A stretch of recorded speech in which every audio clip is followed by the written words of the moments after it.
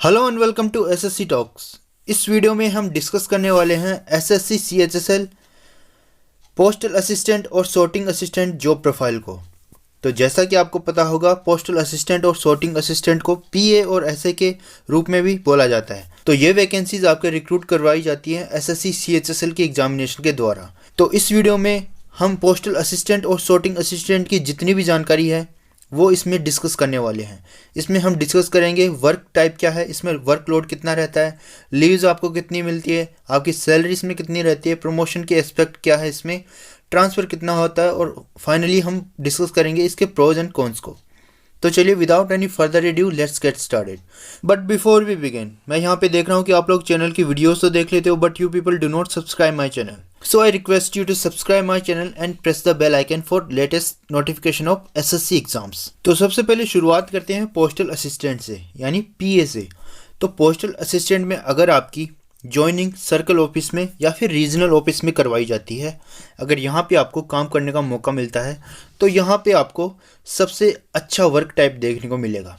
यहाँ पे आपको पब्लिक से बिल्कुल भी डील नहीं करना होता है, यहाँ पे नो पब्लिक डील होती है। यहाँ पे ओनली आपको फाइल वर्क देखने को मिलता है दोनों जगह पे, सर्कल ऑफिस में और रीजनल ऑफिस में। यहाँ पे ओनली आपसे फाइल वर्क या फिर एडमिनिस्ट्रेटिव जॉब करवाई जाती है, यानी जो डेस्क पे बैठ के आपको सारा काम यहाँ पे करना होता है। कुछ भी आपको पब्लिक से डील नहीं करना होता है, कुछ भी आपको मतलब टेंशन वाली कुछ भी चीज़ इसमें नहीं होती है। आपको सिंपली एडमिनिस्ट्रेटिव जॉब यहाँ पे प्रोवाइड करवाई जाती है। बात करें यहाँ पे वर्क डेज़ की, तो यहाँ पे work days Monday to Friday आपसे करवाया जाता है। मंडे टू फ्राइडे आपसे वर्क डेज यहाँ पे करवाया जाता है, यानी 5 डे वर्किंग वीक होता है यहाँ पे, और 2 दिन का लीव यहाँ पे आपको मिल जाता है। सो अगर आपको रीजनल ऑफिस में या फिर सर्कल ऑफिस में काम करने का मौका मिलता है तो आपका एक्सपीरियंस काफ़ी शानदार होने वाला है। बात करें अगर postal assistant in post office में, अगर आपको पोस्ट ऑफिस में काम करने का मौका मिलता है, पोस्ट ऑफिस, अगर आपको पोस्ट ऑफिस में काम करने का मौका मिलता है, क्योंकि जैसा कि आपको पता होगा मोस्टली जो वैकेंसीज होती हैं वो पोस्ट ऑफिस की ही होती हैं, तो इसमें आपको इन तीनों जगह पे काम करने का मौका मिलता है। डिवीजन ऑफिस, सब ऑफिस और हेड ऑफिस। अगर डिवीजन ऑफिस में अगर आपको काम करने का मौका मिलता है तो यहाँ पे आपको मोस्टली फाइल वर्क से रिलेटेड काम करना होता है। यहाँ पे भी आपको 5 डे वर्किंग वीक होता है, 2 दिन की आपको लीव्स मिल जाती है, यानी मंडे टू फ्राइडे आपको यहाँ पे डिवीजन ऑफिस में काम करना होता है। बात करें सब ऑफिस या फिर हेड ऑफिसेज की, सब ऑफिस और हेड ऑफिसेज, तो ये होते क्या है, ये अपने डाकघर में या फिर पोस्ट ऑफिस में काम करवाने जाते हो, तो वहाँ पे जो केबिन पे एम्प्लॉइज काम कर रहे होते हैं उन्हीं को हम पीए और एसए बोलते हैं। तो वही आपको वहाँ पे काम करना होता है। मोस्टली सब ऑफिसेज और हेड ऑफिसेज में आपको पब्लिक डीलिंग करना होता है। ऑब्वियसली आपको पब्लिक डीलिंग वहाँ पे करनी पड़ेगी। और यहाँ पे एक चीज़ यहाँ पे होती है, 6 डेज वर्किंग आपको यहाँ पे देखने को मिलेगा, यानी मंडे टू सैटरडे यहाँ पे वर्किंग डेज यहाँ पे आपको देखने को मिल जाएगा। और काम भी यहाँ पे थोड़ा हेक्टिक होता है, और यहाँ पे थोड़ा हम जिम्मेदारी वाला काम यहाँ पे हम बोल सकते हैं, क्योंकि आपको काफ़ी जिम्मेदारी से सारा काम करना होता है। एक तरह से आप बैंक वाला जो काम होता है वही काम, वैसा ही काम आपको पोस्ट ऑफिस में देखने को मिल जाता है। काफ़ी रिस्पॉन्सिबिलिटी वाला काम यहाँ पे आपको करना होता है। Now let's move on sorting assistant. Sorting assistant पे चलते हैं हम। तो ये आपके सामने है job profile of sorting assistant. तो सॉर्टिंग असिस्टेंट में आपको मोस्टली काम क्या करना होता है, तो सॉर्टिंग असिस्टेंट में मोस्टली आपको पिन कोड वाइज लेटर्स को शॉर्ट आउट करना होता है। जैसे अगर कोई पिन कोड है पर्टिकुलर, तो वहाँ के जितने भी लेटर्स हैं उनको एक तरफ आपको सॉर्ट आउट करना रहता है, एक तरफ आपको इकट्ठा करना रहता है। तो इसी प्रकार से आपका सॉर्टिंग असिस्टेंट का काम होता है, यानी लेटर्स को वहाँ पे पिन कोड के अकॉर्डिंग सॉर्ट आउट करना होता है। तो सॉर्टिंग असिस्टेंट को मोस्टली जो कैंडिडेट है वो अवॉइड क्यों करते हैं, क्योंकि यहाँ पे नाइट ड्यूटी आपको करवाई जाती है। नाइट ड्यूटी में आपको काम करना होता है, तो मोस्टली जितने भी कैंडिडेट है उनको नाइट ड्यूटी यहाँ पे करनी होती है। बट नाइट ड्यूटी का सिस्टम इसमें यह होता है कि अगर आपने 1 नाइट की ड्यूटी कर ली, अगर आपने 1 नाइट की ड्यूटी यहाँ पे कर ली, तो वो आपकी काउंट होती है 2 डेज़ के बराबर, 2 डेज़ के बराबर। जैसे अगर आप मानो आपने मंडे को नाइट ड्यूटी यहाँ पे कर ली, तो अगर आपने मंडे को यहाँ पे नाइट ड्यूटी कर ली तो आपका वो काउंट होगा Monday and Tuesday, Monday and Tuesday, यानी 2 दिन का वो काम आपका काउंट यहाँ पे होगा। इसमें सिस्टम ऐसा होता है कि मंडे अगर आपने वहाँ पे अपनी प्रेजेंस दिखाई तो फिर आपको वहाँ पे प्रेजेंट होना होगा वेडनेसडे को। अगर वेडनेसडे को आप जाते हो तो फिर वहाँ पे अपीयर होना होगा आपको फ्राइडे को, यानी वीक में 3 बार आपको वहाँ पे अपीयर होना होता है, यानी 3 दिन आपको काम करना होता है। बट यहाँ पे 3 दिन आपको रात में काम करना होता है, जो काफ़ी मुश्किल भरा काम होता है, क्योंकि रात में अगर आप काम करोगे तो आपके हेल्थ पर भी काफ़ी नेगेटिव इम्पैक्ट आपको देखने को मिलेगा। तो इसलिए सॉर्टिंग असिस्टेंट को काफ़ी कैंडिडेट अवॉइड ही करते हैं। नाउ बात कर लेते हैं पोस्टल असिस्टेंट और सॉर्टिंग असिस्टेंट की सैलरी की। तो सैलरी की स्लिप आपके सामने है, सैलरी आपको कितनी क्या मिल जाती है इनमें, तो ये आपके सामने है। सैलरी की अगर बात करें एक्स सिटी की, यानी एक्स सिटी यानी महानगर, जितने भी महानगर है बड़े बड़े, जैसे दिल्ली, मुंबई, चेन्नई, इतने ऐसे महानगर, वहाँ पे आपको ग्रोस सैलरी की अगर मैं बात करूँ, ग्रोस सैलरी की अगर हम बात कर रहे हैं यहाँ पे, तो ग्रोस सैलरी आपको मिल जाती है 41,000 प्लस सैलरी आपको यहाँ पे ग्रोस मिल जाती है। बात करें नेट सैलरी की, तो नेट सैलरी में जो भी आपको एनपीएस है वो काट के आपको दिया जाता है, तो नेट सैलरी में 40 से थोड़ा कम आपको इन हैंड मिल जाता है। तो इन हैंड सैलरी आपको यहाँ पे थोड़ी कम देखने को मिल जाएगी। बात करें वाई सिटी की, वाई सिटी यानी जो महानगर है उनसे छोटे महानगर, तो उनमें आपको थोड़ा सा डिफरेंस यहाँ पे देखने को मिलेगा। 37,000 प्लस सैलरी आपको ग्रॉस सैलरी यहाँ पे मिल जाती है। बात करें जेड सिटी की, तो जेड सिटी यानी छोटे शहर, जैसे जयपुर हुआ, ऐसे छोटे शहरों को हम जेड सिटी में काउंट करते हैं। तो यहाँ पे आपको 35,000 ग्रॉस सैलरी देखने को मिल जाती है। तो यहाँ पे अगर हम नेट सैलरी की बात करें तो 30 प्लस आपको नेट सैलरी देखने को मिल जाएगी, यानी 30 से 31 हज़ार के बीच में आपको नेट सैलरी यहाँ पे मिल जाती है इन हैंड सैलरी की अगर मैं बात करूँ। तो आई होप कि आपको सैलरी स्लिप भी यहाँ पे आपको समझ में आ चुकी होगी कि सैलरी आपको कैसे क्या मिलेगी। और ये जो सैलरी है ये दोनों पोस्ट में आपको सिमिलर ही मिल जाती है, पोस्टल असिस्टेंट और सॉर्टिंग असिस्टेंट में सेम सैलरी आपको मिल जाती है, क्योंकि दोनों जो पोस्ट है आपकी वो 2400 ग्रेड पे की पोस्ट है, तो सेम सैलरी आपको मिलती है। नाउ बात करते हैं प्रमोशन एस्पेक्ट्स की। तो प्रमोशंस इसमें काफ़ी स्लो हैं। प्रमोशंस की अगर बात करें तो जो अकाउंटेंट का एग्ज़ाम होता है, आपका अकाउंटेंट का एग्ज़ाम होता है, उसके लिए आप 3 साल बाद में एलिजिबल हो जाते हो। 3 साल बाद में आप लोग एलिजिबल हो जाओगे अगर आप पीएसए के थ्रू सेलेक्ट होते हो। तो ये एग्ज़ाम किसके लिए होता है? अगर आप इस एग्ज़ाम को क्वालिफाई कर लेते हो तो आप डिवीज़न ऑफिस या फिर हेड ऑफिस में ट्रांसफ़र के लिए एलिजिबल हो जाओगे। इसके अलावा 5 साल बाद में आप पोस्ट मास्टर ग्रेड 1 एग्ज़ाम के लिए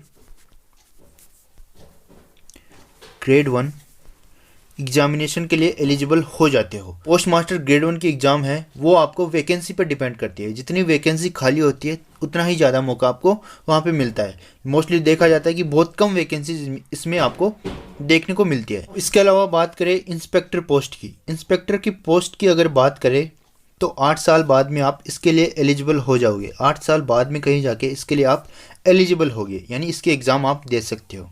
इंस्पेक्टर पोस्ट आपकी होती है 4600 ग्रेड पे की, 4600 ग्रेड पे की आपकी पोस्ट होती है, यानी सीजीएल में जो पोस्ट होती है इंस्पेक्टर की, उस लेवल की पोस्ट आप इसको कह सकते हैं।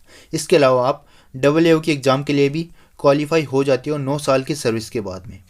9 साल की सर्विस के बाद में कहीं जाके आप AAO की एग्ज़ाम के लिए क्वालिफाई हो जाते हो, यानी उसका एग्ज़ाम आप दे सकते हो। इसका ग्रेड पे भी आपको 4800 ग्रेड पे यानी गजेटेड पोस्ट आपको ये देखने को मिलती है, यानी काफ़ी अच्छी पोस्ट है AAO की। बट दिक्कत इसमें ये है कि इसमें काफ़ी कम वैकेंसीज आपको देखने को मिलती है। कई बार ऐसा होता है कि वैकेंसी तो निकलती है बट आपकी कैटेगरी में कोई भी वैकेंसी नहीं निकलती है, तो जिसके कारण आप ये एग्ज़ाम नहीं दे सकते। तो काफ़ी कॉम्प्लेक्सिटी है इन एग्ज़ाम्स में। तो प्रमोशंस इसमें काफ़ी स्लो एंड वियर्ड है।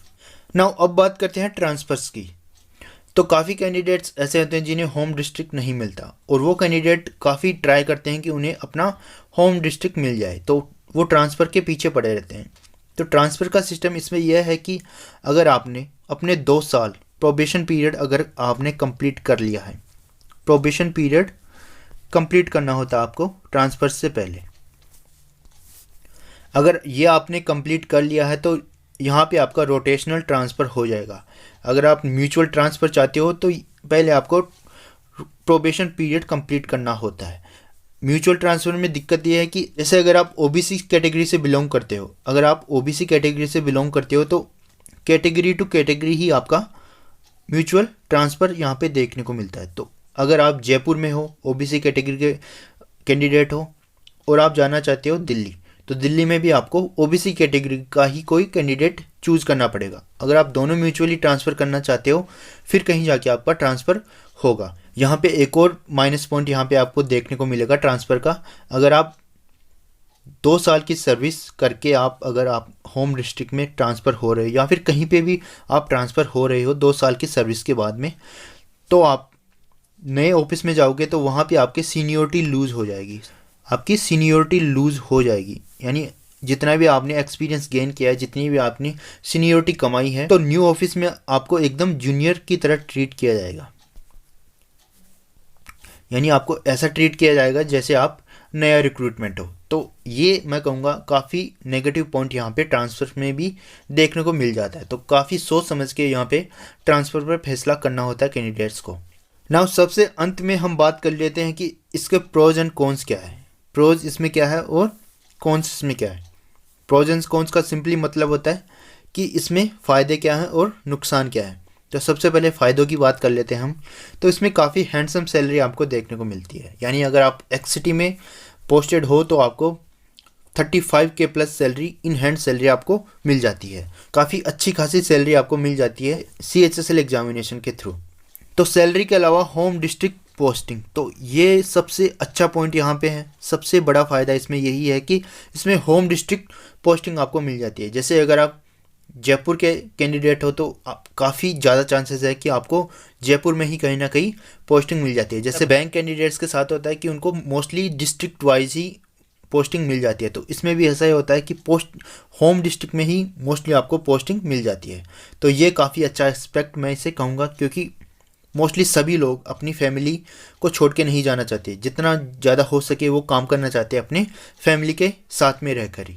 तो इसके लिए वो पोस्ट काफ़ी अच्छी मानी जाती है।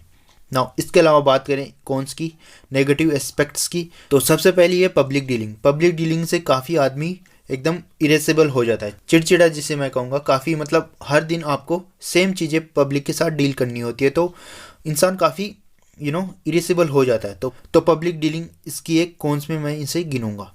बाद में देखते हैं वर्कलोड भी। अगर आप postal assistant in post office में अगर आप एज ए क्लर्क के रूप में अगर आप पोस्टेड हो तो वहाँ पे आपको वर्कलोड थोड़ा ज़्यादा कंपेरेटिवली अदर LDCs इन CHSL देखने को ज़्यादा मिलता है। लेकिन इतना भी यहाँ पे वर्कलोड देखने को नहीं मिलता, बट थोड़ा वर्कलोड यहाँ पे ज़्यादा रहता है।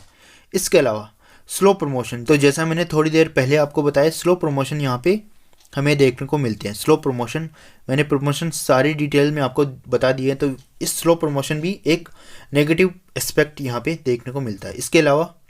इसके अलावा नाइट ड्यूटी, तो नाइट ड्यूटी सबसे बड़ा नेगेटिव एस्पेक्ट है सॉर्टिंग असिस्टेंट का। तो सॉर्टिंग असिस्टेंट इसीलिए कैंडिडेट्स नहीं लेना चाहते क्योंकि यहाँ पे नाइट ड्यूटी आपको देखने को मिलती है। तो सारी चीज़ें मैंने आपको यहाँ पे विस्तार पूर्वक बता दी हैं। प्रोज भी बता दिए मैंने इसके और कॉन्स भी मैंने बता दिए, और मैंने सैलरी, प्रमोशंस और ट्रांसफर्स, ये सारी चीज़ें मैंने आपको इन डेप्थ सारी चीज़ें बता दी। तो आई होप कि आपको PASA की जॉब प्रोफाइल कम्प्लीटली समझ में आ चुकी होगी। तो इसी प्रकार हम SSC CHSL की जितने भी पोस्ट है उनका जॉब प्रोफाइल यहाँ पे डिस्कस करेंगे आगे आने वाली वीडियोस में। सो इस वीडियो में फ़िलहाल के लिए इतना ही। Thank you so much for watching this video and have a great day. I will see you in the next video.